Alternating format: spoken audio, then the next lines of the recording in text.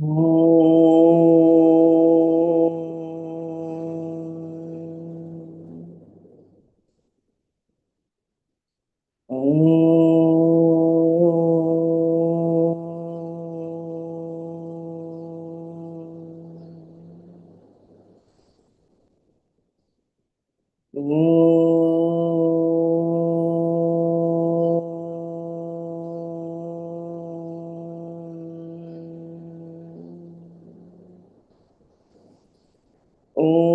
Sahana Bhavatu Sahanau Bhunaktu Sahaviryankaravavahai Tejasvinavadhitamastu ma vidvishavahai. Om Shanti Shanti Shanti. Narayanam Namaskritya Naram Chaiva Narottamam Devim Saraswatim Vyasam Tato Jayamudirayet.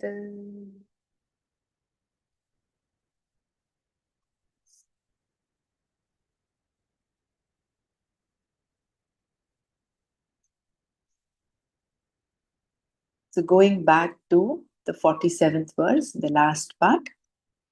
Further, Krishna said, let there be no attachment to inaction. Akarmani sangaha ma astu.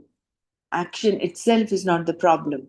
It is your response to the result of action that is the problem. Thus, inaction here means fear of action.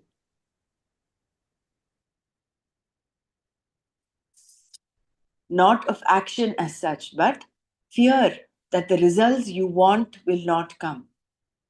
Even before you begin doing an action, you expect to fail. Therefore, Krishna told Arjuna that karma itself is not binding, nor does the karma phala bind him. It is his response to the karma phala that makes karma seem like a bondage. Thus, let there be a love for action, but let the results be received by you as prasada.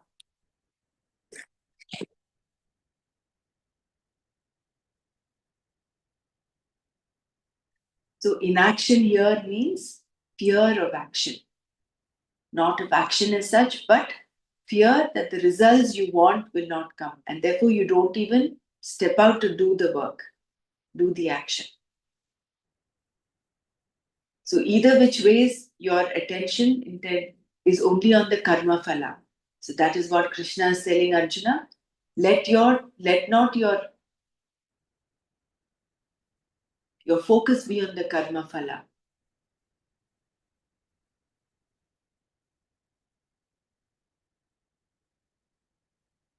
Yogastha kuru karmani sangam tyaktva dhananjaya siddhya siddhyo samo bhutva samatvam yoga uchyate. Dhananjaya, O Dhananjaya, Arjuna, yogastaha, being steadfast in yoga, sangam, attachment, tyaktva, abandoning, siddhya siddhyo, with reference to success and failure, samaha, the same, bhutva, being, karmani, actions, kuru, do, samatvam, evenness of mind, yogaha uchyate, is called yoga. Dhananjaya, योगस्थः संगम त्यक्त्वा सिद्ध्य सिद्ध्यो समः भूत्वा कर्मणि कुरु समत्वं योग उच्यते. Remaining steadfast in yoga, O Dhananjaya, perform actions, abandoning attachment, remaining the same to success and failure alike. This evenness of mind is called yoga. The recognition in your life that Ishvara is the karma phala data brings about a certain attitude called samatva. Raga and dvesha are the cause for attachment, sangha, which prompts us to say, this should or should not happen to me. The raga dveshas become a sangha with reference to any karma phala that is going to affect you. Then only is it raga dvesha. But If you have the attitude of samatva, raga dveshas are neutralized. They are rendered incapable of creating any kind of reaction in you.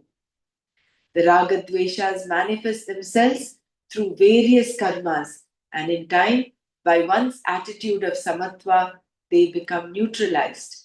This is what is meant by karma yoga. Reading this paragraph again. The recognition in your life that Ishvara is the karma phaladata brings about a certain attitude called samatva. Raga and dvesha are the cause for attachment, sangha, which prompts us to say, this should or should not happen to me. The raga dveshas become a sangha with reference to any karma phala that is going to affect you. Then only is it raga dvesha. But if you have the attitude of samatva, raga dveshas are neutralized. They are rendered incapable of creating any kind of reaction in you. The raga dveshas manifest themselves through various karmas, and in time, by one's attitude of samatva, they become neutralized. This is what is meant by karma yoga.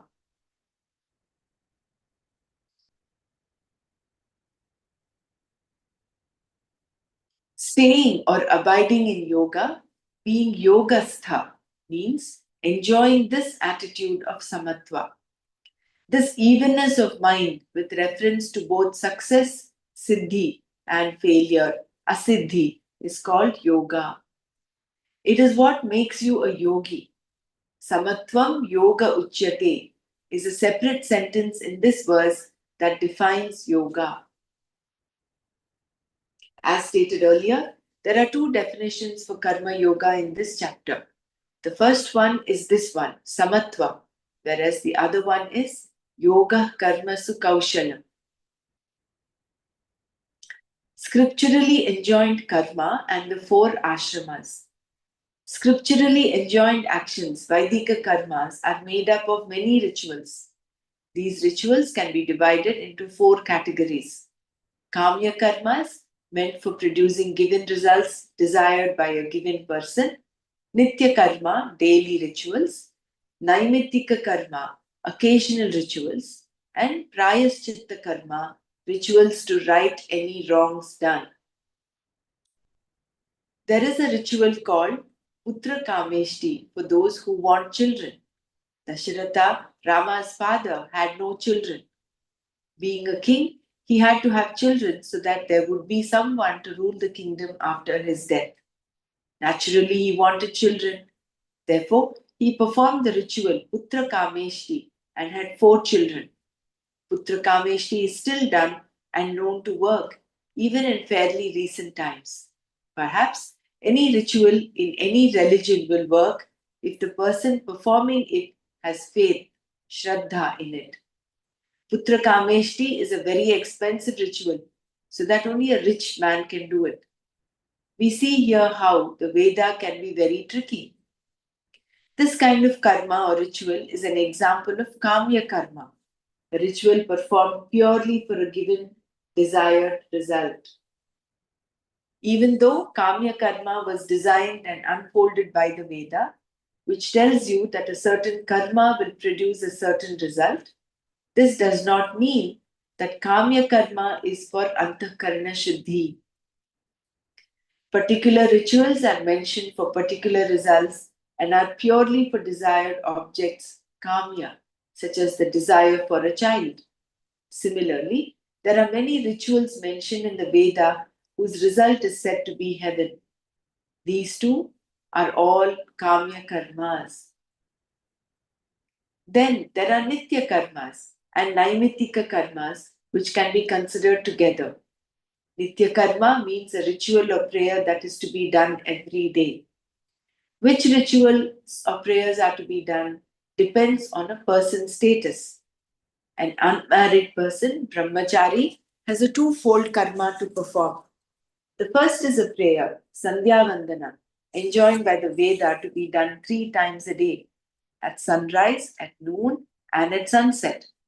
The second is a fire ritual, Samidhidhana, performed once a day in the morning, wherein the prayer is, may I become brilliant, may I learn, may I be a person who has total control over myself. For a married person called a householder, Grihastha, the Nitya karmas differ somewhat. Sandhya Vandana continues, whereas Samidhi Dhana is replaced by Agnihotra, another fire ritual which is also a Nitya karma. This karma has to be performed twice a day, morning and evening. On the day of marriage, the fire is lit and it is not allowed to die until the person takes sannyasa or dies. If the married person dies before sannyasa, the same fire is used for the cremation of the body. Thus, the life of a householder is a dedicated religious life. The person can do anything in between, but these nitya karmas have to be performed every day without fail. When a married person withdraws from the duties of a householder and enters the next stage of life called Vanaprasashrama, a few more karmas are added. These are, the, these are of the nature of meditation. In this third stage of life, Sandhya Vandana and Agnihotra rituals must still be performed. There is no way of escaping these karmas except by sannyasa or death. In sannyasa, the vow or commitment, diksha, taken earlier to perform these rituals is given up, and the person is no longer bound to do these karmas. One's hair and the various accoutrements of the earlier initiation are also given up, including the Gayatri mantra. Only the Omkara remains and a few essentials. By saying that he is no longer interested in gaining heaven, having children, and so on, and by saying that no one should be afraid of him thereafter, a man becomes a sannyasi. It is a very serious commitment, but until sannyasa, he must definitely perform the various rituals enjoined by the Veda. Performing these nitya karmas, you do gain results in the form of punya or antakarana shuddhi. But the main point here is that they are to be done daily and generally they are done. Naimitika karmas, on the other hand, are those rituals to be done on particular occasions at a particular time, on a particular day, like on the anniversary of the death of one's mother or father. Such a ritual called Shraddha, which must be performed monthly on the new moon day, and a more elaborate ritual is done on the anniversary day itself. This too is done until sannyasa. Shraddha is not done daily and is only done if one's father or mother has passed away. Because these karmas are done on a particular occasion, nimitta, they are called naimittika karmas. Naimittika karmas are generally performed by householders, although the Shraddha karma mentioned above is done by everyone except sannyasis. Other Naimittika karmas performed by householders include the rituals done on the day when the northern and southern solstices begin. Eclipses of the sun and moon are also recognized in this way, based on ancient methods of calculation. It has been said that if you think the Shastra is false, wait for an eclipse.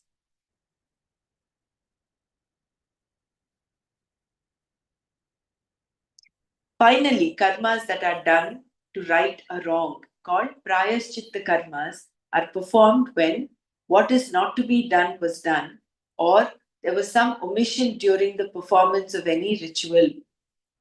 Thus, a particular karma can neutralize the results of wrong action, be it an omission or a commission. An example of prayaschitta karmas is Chandarayana, wherein you regulate the amount of food you eat for 1 month. Beginning on the full moon day, you take the amount of food that you would ordinarily eat. The next day, you cut it down by 1/15th, and the second day by another 1/15th. continuing in this way until the new moon day, during which you eat nothing at all. Then you begin again on the first day after the new moon on the Prathama by taking 1/15th, then 2/15ths on the second day, adding increments of 1/15 portion each day until the full moon day, when again you eat as before. During this entire period, certain rituals are performed. Prashchitta karma then is the fourth type of karma, a karma of atonement.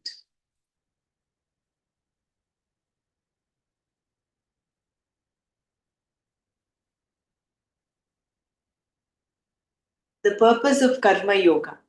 In karma yoga, you give up kamya karma and perform nitya naimittika karmas as an offering to the Lord as well as for purifying the mind. According to the definition of kamya karma stated above, karma is always involved. This karma is given up in karma yoga. Shankara says here that by performing these various Vaidika rituals for the sake of Antakarna Shuddhi, you become a karma yogi. Otherwise, you are only a karmi. When you perform karma for a particular end alone, you will gain only that end. You will not gain the mind necessary for gaining the knowledge that is moksha, because you have no vyavasayatmika buddhi. If, however, you have vyavasayatmika buddhi, all your karmas are directed towards one thing, moksha.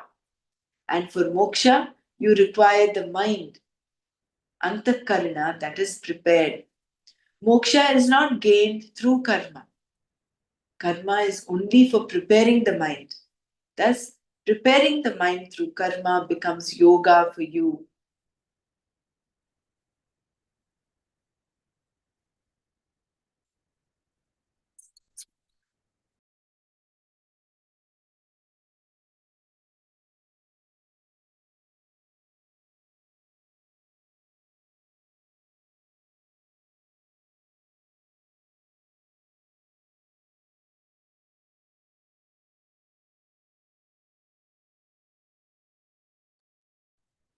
In the Gita, the word karma is usually used with reference to Vaidika karma.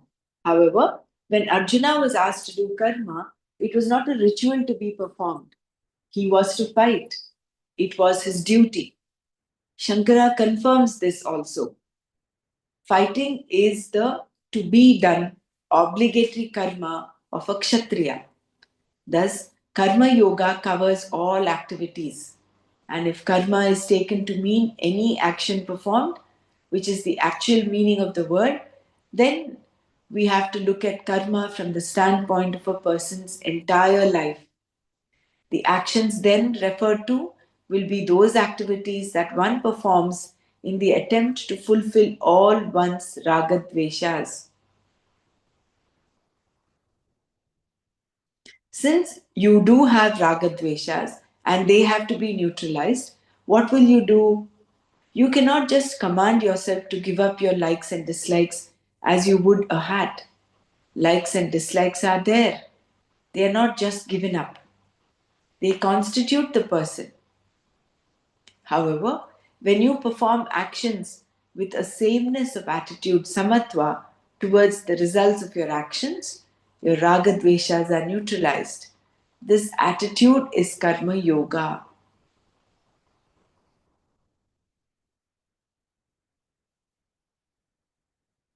The attitude of samatva mentioned in this verse is not with reference to the action itself. It is with reference to the result, the phala of any action. The attitude is present in the Vedic culture and is called prasada buddhi. This attitude. We have seen that even children are named prasad because they are thought of as prasada.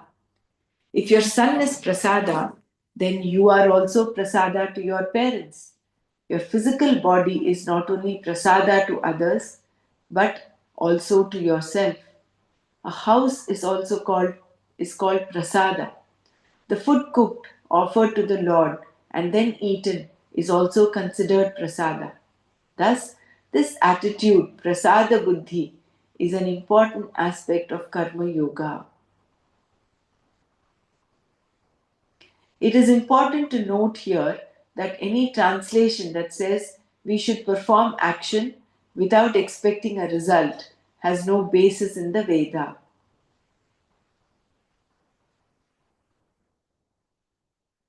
Such an interpretation serves only to create additional complexes. Try as we might, we find that we cannot do karma without expecting some result. The truth of the matter is that no one can perform action without expecting a result. Even a dull witted person cannot engage in an activity without expecting a result. Therefore, this meaning of karma yoga must be abandoned. So, I will repeat this paragraph. So, it is important to note here that any translation that says we should perform action without expecting a result has no basis in the Veda. Such an interpretation serves only to create additional complexes. Try as we might, we find that we cannot do karma without expecting some result. The truth of the matter is that no one can perform action without expecting a result. Even a dull witted person cannot engage in an activity without expecting a result. Therefore, this meaning of karma yoga must be abandoned. I have a query here. Yeah. So many times I pray for people after my meditation. I'm not expecting anything and no results at all.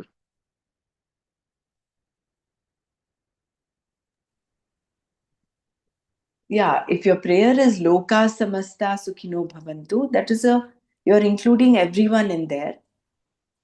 No, I pray specifically for people like one of those incidents last time that came up in our discussions. Someone was going through a very terrible time. The next day, I just ended up praying, and that person is just there in my prayers now. So after meditation, when I pray, so I don't know. There are no results. I don't even know that person. There's no results. Maybe the result is that she has a cool, calm mind through the situation. Probably for myself, there is no result that I'm expecting. Hariom Pasiji, I Yeah. met her yesterday. I met her yesterday, and she was quite calm and peaceful, and she was like, in that state that he was accepting the things, and she she said that I'm just taking the things as they are coming without any reaction, and I'm quiet and peaceful from inside. So I was just thinking while talking to her that I remembered you, and thanks a lot to, like, it's a blessing that uh, like I shared and you uh, gave the blessings to that doctor. So I'm really very thankful from my heart, and I found her very peaceful. And I was just talking with her. I just said that don't react. Maybe though it is very difficult, but what I found her, she was quite peaceful yesterday, and she was talking in a positive manner, and she was just saying that I don't interact much. It's I just I've given him space. I don't react. I don't see. I just see him as a, like, whatever is happening is his uh, karma. Let him do what he wants. But I'm just out of it, like, in that way, that okay, it's his life, he's doing, but I don't want to react, and I don't want to disturb my peace of mind. So let it happen and let the nature take its own course. Whatever will happen, I'm ready to accept it. So she's in that frame now. Thank you so much, Pasiji. Yeah, you're most welcome. My question here was that I'm not expecting any results. And what was just said, that the we always, even a dim-witted person would want to have results. Uh, Here, I don't know. Maybe the result I'm thinking about is that she go about it. In fact, I had this in my mind that even her financial things, she should go very coolly and calmly about it. Because if she's going to end up looking after her children, she should take whatever she has earned from the past also, both having shared everything. Even financially, that split should be properly done. And that can only be achieved through a calm mind with proper people helping her. So even in my prayer, that thought process was there for her. So I don't know, maybe that is the result of what I, but individually for myself, I was not wanting anything. Or maybe I was wanting her to have a calm mind. I don't know. The prayers do get answered, Persiji. I strongly believe that prayer has so much of, that that uh, the force. I believe very strongly in prayers, and whatever difficulty I have in my life, I never take to any measures. I just pray and I let go, taking it just in a that surrendering fashion. So Yes. it helps me a lot, and things take their own course and takes time, and they fall in line. Maybe sometimes later, but they do fall in line, and I strongly believe in prayers. That is the only thing which I think a person can do, or uh, what, like, we are just, we have the limited powers. So it's only the means of prayer which a human has uh, he can reach to, like, nothing else we can do, no. But sometimes that helplessness also guide us, and also that prayers make you the the strength, the force. It increases your inner strength also. I take it this way. And of course your prayers were answered, because of a week back what I found, uh, like she was quite disturbed with tears in her eyes. But today, yeah, yesterday only I met her, and she was quite cheerful, and she was very calm and peaceful. So the prayer do has its effects. Yes. Thanks so much. Thank you so much. Prayers coming from a noble soul like you, know, they are I think their intensity is much more than a common person. Uh, like we also pray for her, but your prayers, because you are doing that Niswat Seva, no, that your prayer intensity would be much higher than us, definitely. So it is all that the sattva, that at sattva you have, the more of sattva you have, the more intense would be its effects and power. And the prayer is all about that inner bhav which you give to anyone, like without any swarth. You do that is the most powerful prayer, I think.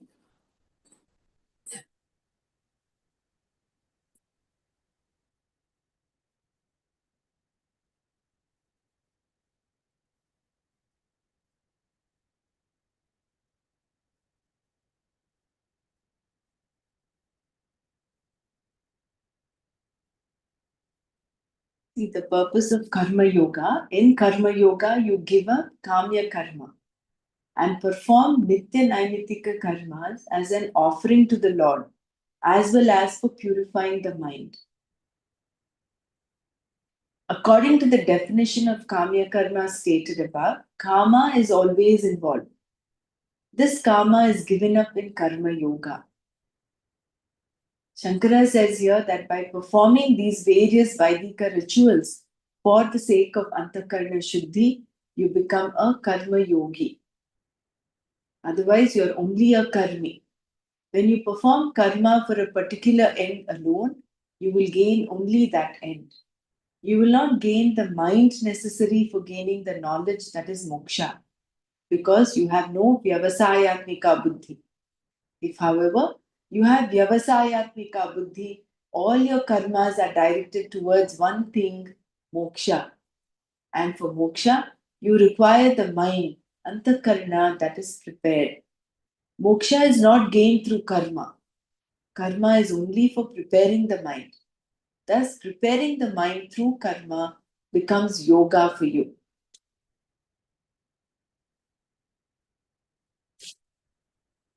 Now, karma yoga covers all activities. So, since all of us have ragadveshas, they have to be neutralized. So, coming back to your question of as to whether you're expecting a result, is even a dull-witted person cannot engage in any activity without expecting a result. So that is not the definition of karma yoga as some people translate it as. Some people translate it as you should do karma without expecting any result. But that is not the definition. Swamiji is here saying you must get the proper import of what karma yoga. Karma yoga is having that sameness, that samatva in the mind, and taking any result as prasada. So I think in this instance that you're praying for someone, you're just praying so that you're expecting some result. Otherwise, there will not be a prayer. There is a person in need, there is a person in distress, and you're just praying for them to either get their inner strength or go through that with with go through that whatever phase they're going through with that inner sense, strength and calm. So that prayer is there. But are you disturbed by the end result? Supposing that person does not get the desired result, are you affected by that? That becomes that is a question. So the question is here about the results of the action and not about the action itself. So prayer here is an action with a karma, with a desire in the end.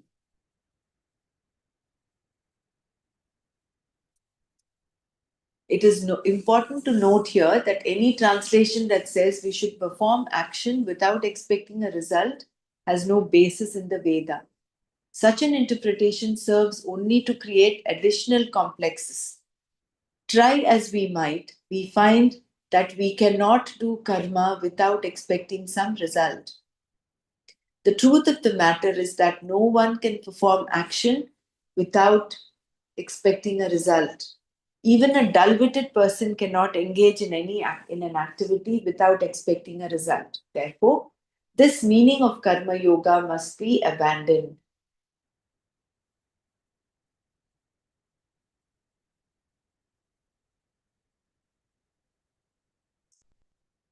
I think what we need to understand clearly is what is categorized as kamya karma, what is nitya naimitik karma. That is clear. Nitya naimitik karmas are clear, and prayaschitta karma. Kamya karma is what we need to have that clarity about.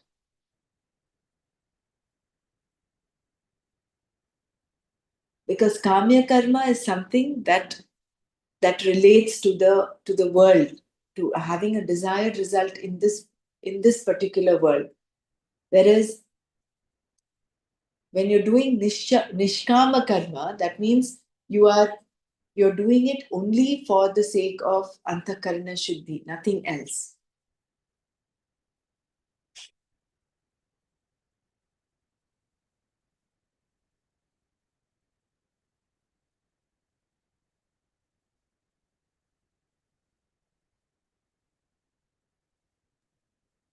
One question I have, like we do all type of karmas which are mentioned here. Now, whole life, a whole day we can say.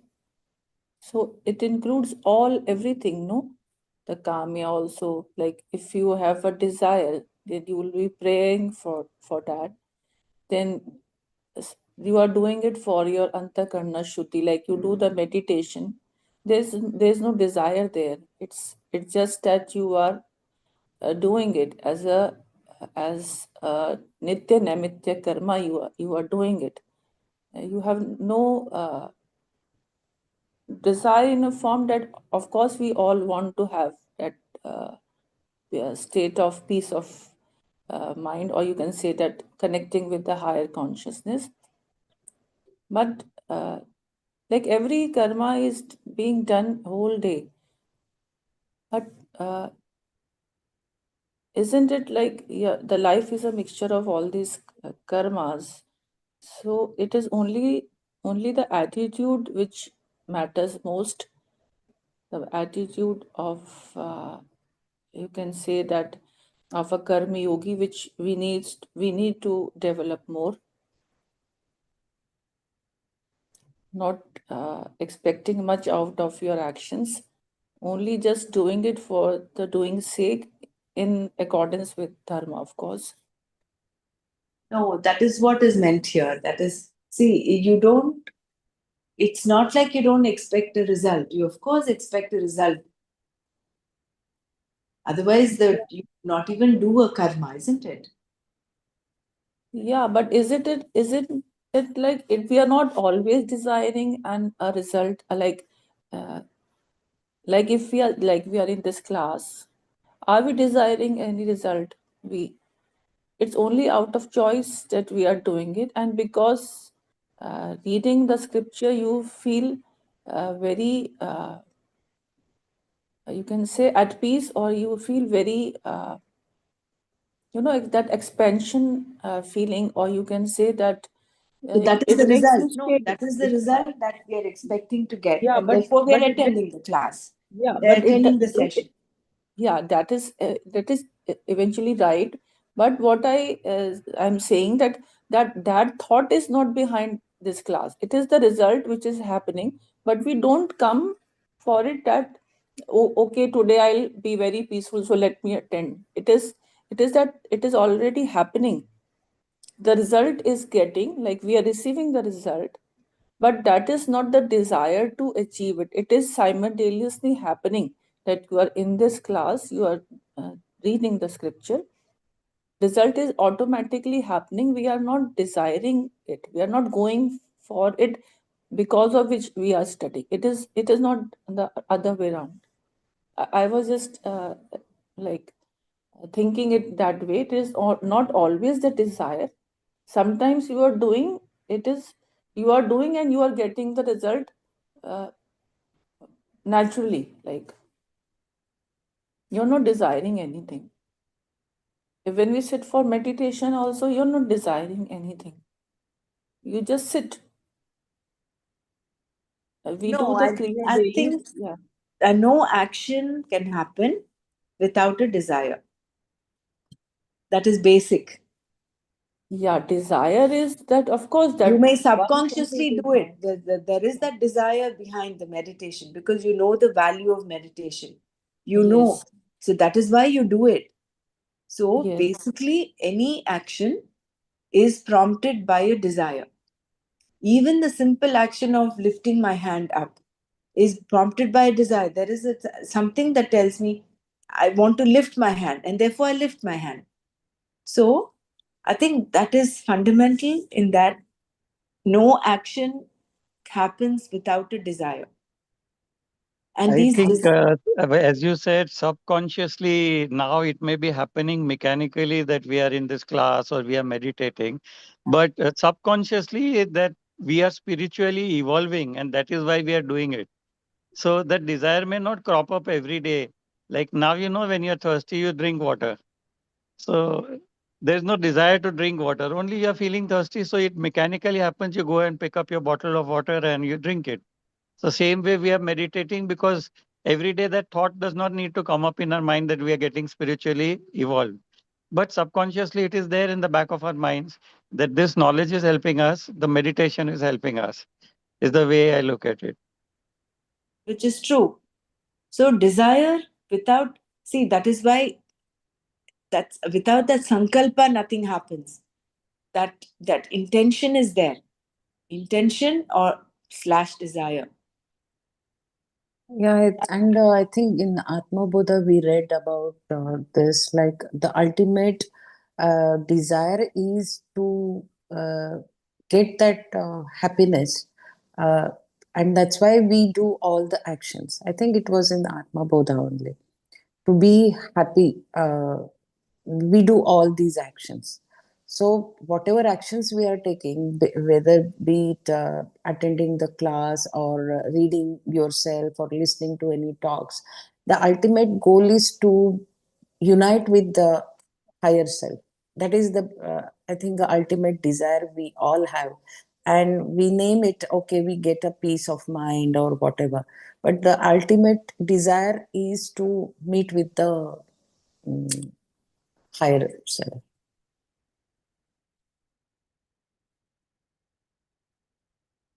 And karma yoga is meant for moksha purushartha is also, um, we have four purusharthas, right?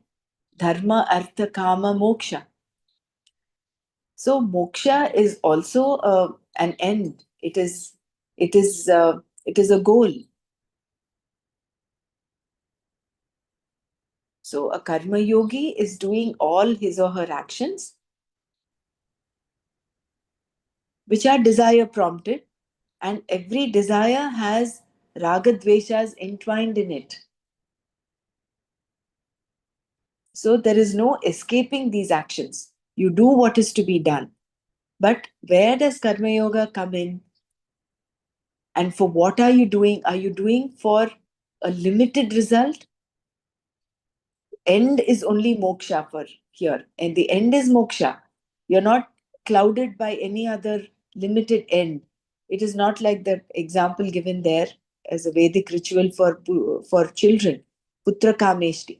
They've given an example there, but we can translate it into not just ritualistic ends, but rituals leading to an end, but even a thought like, I want to, say, for instance, I want a job.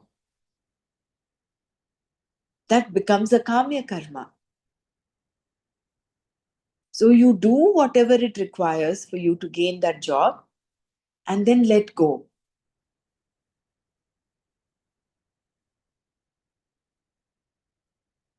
You would not say, oh, if I am destined to get a job, I will get a job. So Krishna, that's what he mentions in the last verse, in the 47th verse. He said, do not be attached to inaction. For fear of not getting the result that you desire, not acting, also do not be attached to. So act, develop the love for action, but not for the result of the action. Not Don't get caught up in the result of the action. Whatever the result, take it as prasada. So karma yoga is all action oriented, but it is all an inner attitude. How we're performing this action.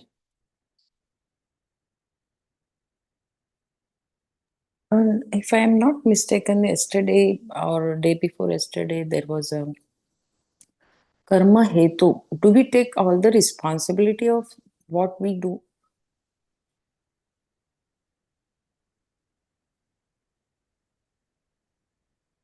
Yes, we take But then, response. the circumstances and the situations come around with our samskaras also, right? And Yeah. in that sense, we take the responsibility. Yeah, I get it. See, it's not just about taking responsibility. There is also a second thing is accept it. Accept the situation and whatever person they, however they are. So it is not just taking responsibility. See, one thing that Swamiji mentioned was we take the sense of failure comes in because we take the responsibility for the result of the action. We take responsibility for the action, no matter the result. The example of an Olympic runner, he takes full responsibility and puts his 100%. He does not get the gold medal or doesn't even land a medal. but he took his responsibility, did his workouts, did everything to get that medal. He will be a karma yogi if he accepts the result as it is. And by accepting the situations, you are accepting that the situations come because of your past actions. So you are samskaras. So The in that result is sense, so many. The result is dependent on so many factors. Your past karmas may be affecting it. It's entwined with. It's complex. That gahana karmano gatihi. It's difficult for us to explain 1 + 1 = 2 with respect to the result of action. Therefore, and we have ascribed that to Ishvara. Ishvara is the karma phaladata. So there is a law, and there is a law. There is a power who is governing this law, which we name as Ishvara. Right? So when we consider the results of action coming as coming from Ishvara, he is the karma phaladata. And like whenever we offer any food to the Lord, we take it as prasada. So no matter what that result is, whether it is to our liking or something which is completely against our expected result, you take it as prasada. So in this instance, when Persiji is praying for a particular person, no matter what that result is, he's just praying. Praying is an action. So if he drops that result, no matter what that result, he's still calm. He's in that samatva. His attitude is of samatva. Then it becomes then it helps in creating that antakarna shuddhi, that neutralizing the raga dveshas.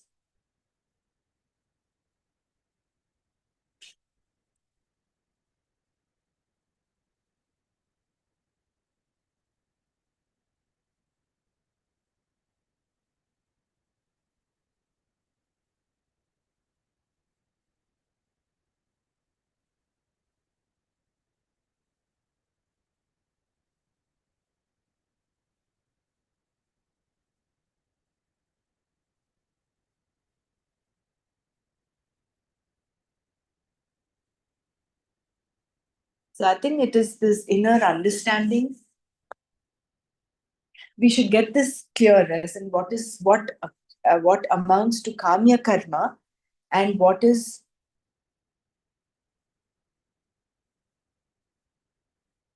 not kamya karma.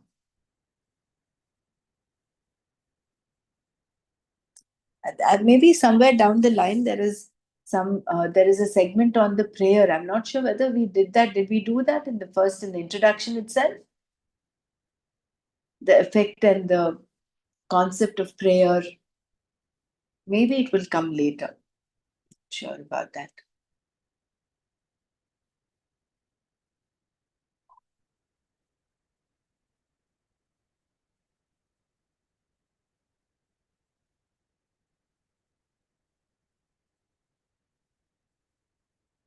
So again, it is all about the yajna bhava here. In karma, the purpose of karma yoga, you give up kamya karma and perform nitya naimitika karmas as an offering to the Lord, as well as for purifying the mind.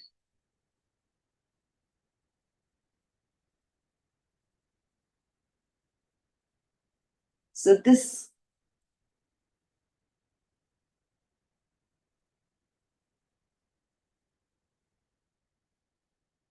But here it's mentioned according to the definition of kamya karma stated above, karma is always involved. This karma is given up in karma yoga.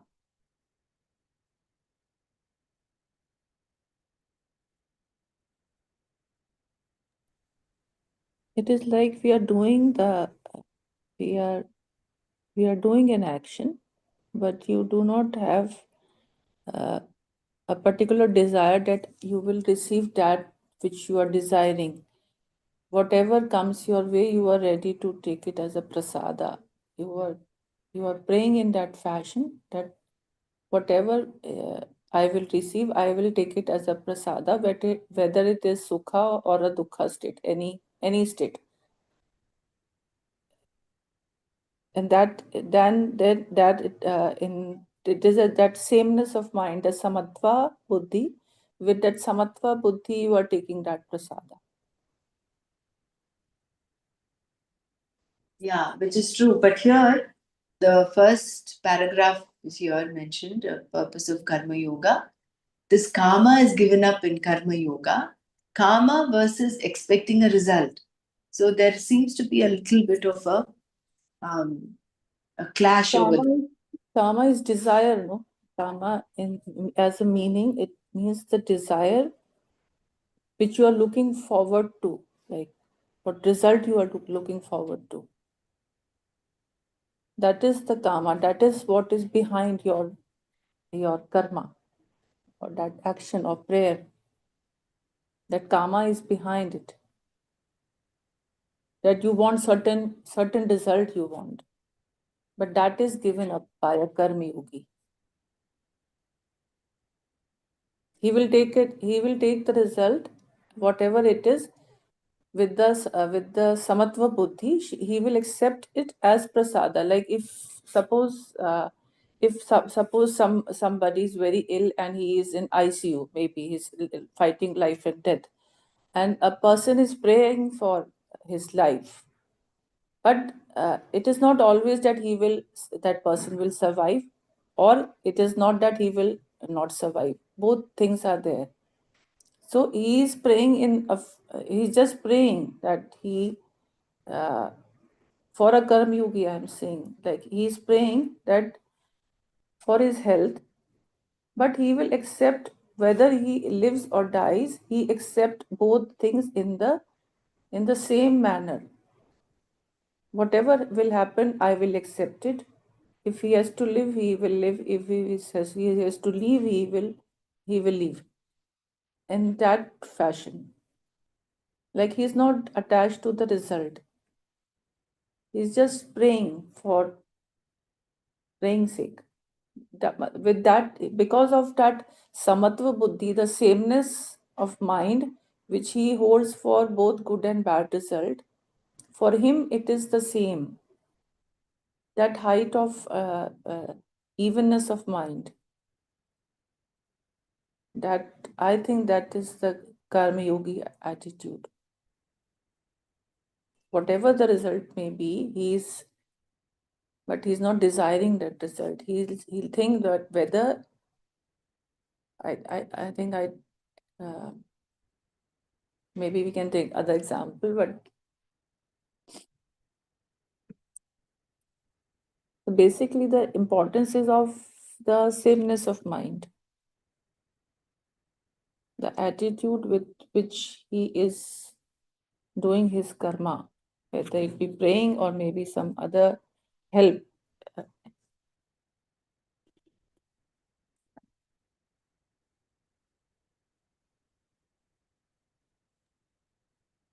Also, his Purushartha is very clear. The Purushartha for a Karma Yogi is moksha.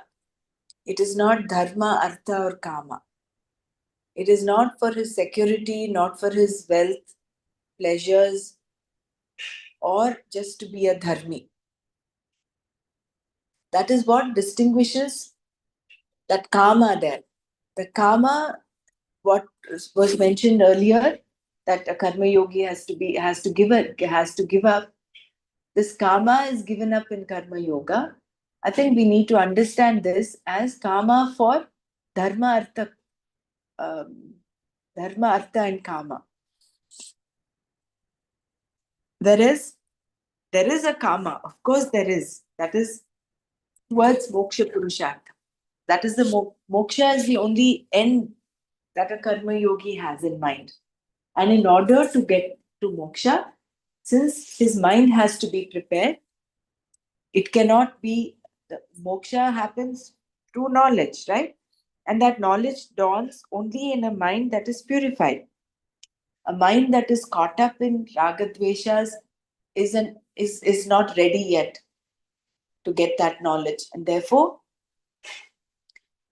all his actions are done with, with an intention to purify his mind, to neutralize the ragadveshas.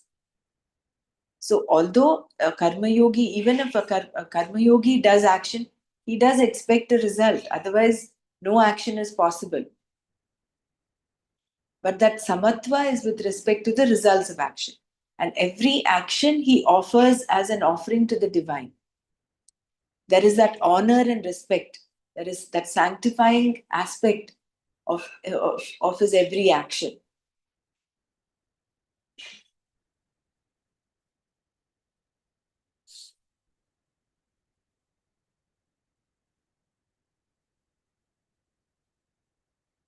And the purifying of mind, I think it happens automatically when you are in that frame of mind. The purification happens like it is. You don't have to take extra effort for it. It happens simultaneously when you are following your nitya naimitya karma with that attitude of a karma yogi. I think that would automatically purify your mind. That antakarna shuddhi will happen while performing the actions in that fashion, that karma yogi manner rather. Yeah, the whole cruxes here is about the prasada buddhi. Right? So when you have that prasada buddhi, yajna bhava and prasada buddhi, these two. And even when we recite the like that nitya naimitya prayers which we do, like praying some East any god which we pray, then those verses automatically when we recite them, they say no that whether you are doing it with your whole focus, with more like giving it more, reading every verse with 100% effort, like with not effort, concentration rather, or you are doing mechanically, though your mind is wandering, um, like it's wavering, but still you are doing it.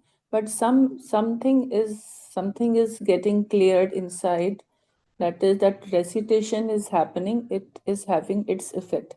If you are doing it with 100% concentration, then it would result in a faster way. Like it would be having more of its uh, results in clearing your antakarna. While if you're doing it mechanically, then the process may be a little slower, but that antakarna shuddhi would be happening. I think in one of the classes, we asked this question from Nanaji when he said that you continue doing your, like you do your prayers, though you sometimes you don't understand the meaning also, but still you are doing it. Then it helps in the purification of your antakarna.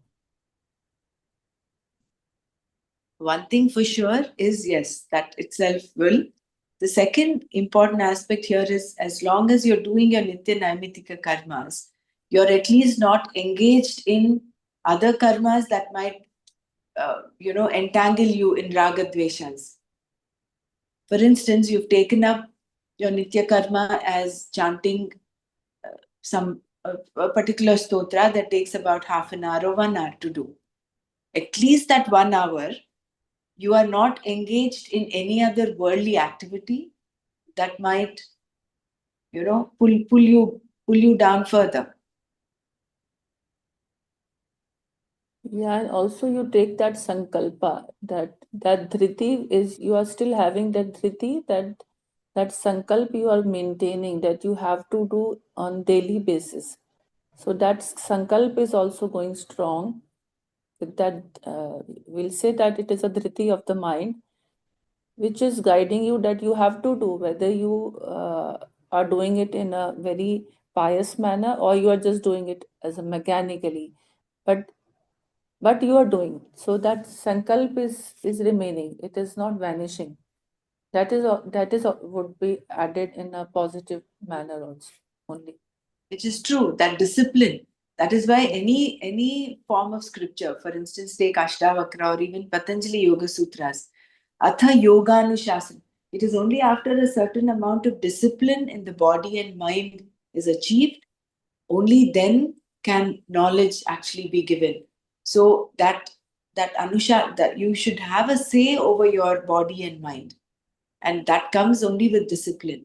So the discipline to do any one particular thing has that significance.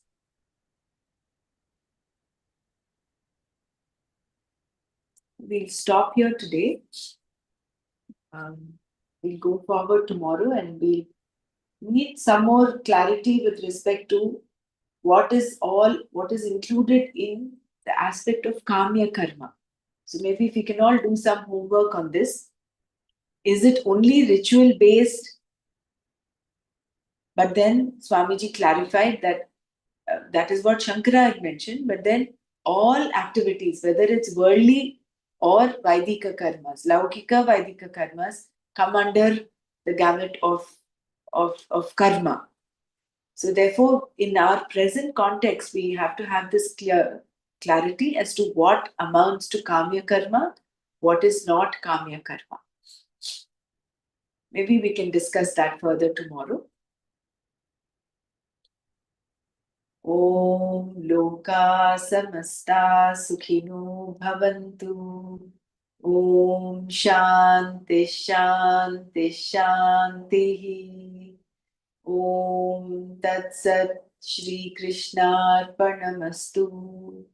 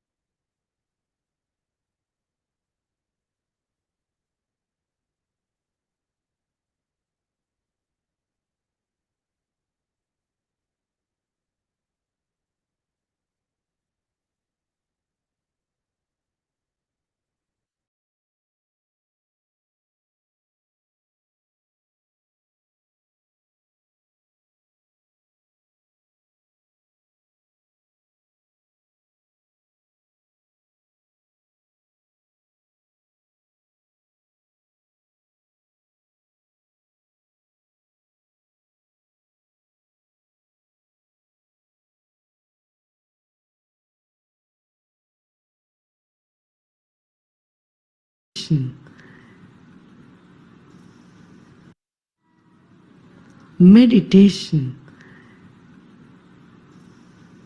is accepting this moment, living every moment totally with depth. Let us keep our spine erect and body relaxed and eyes closed. Relax your shoulders. Keep a big smile on your face.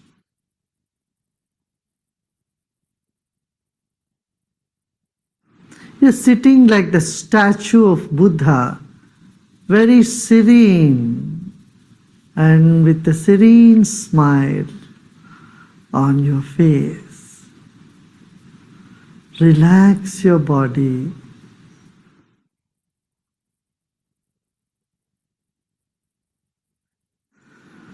Let's take a deep breath in and breathe out. Become aware of your chest region, throat and chest region. If you notice some tension in the body, just let it be. Except those part of the body where you feel a tension, the other parts are in comfort. Other parts are at peace. Become aware of that also.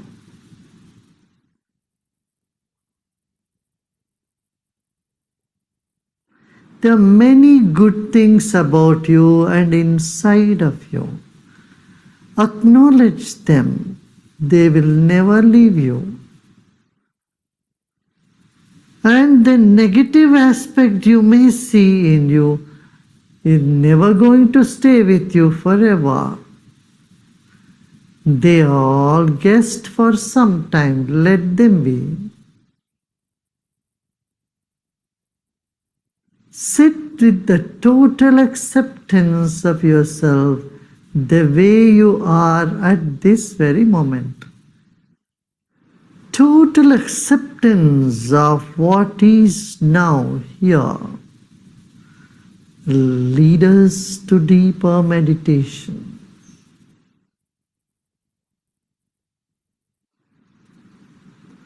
Let go of all the efforts.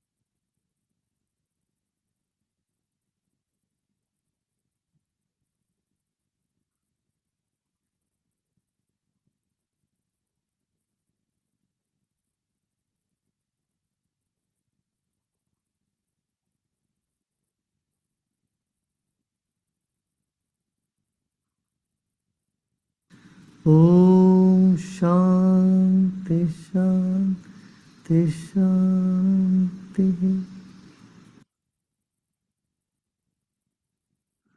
Let go of all your effort and be in this emptiness.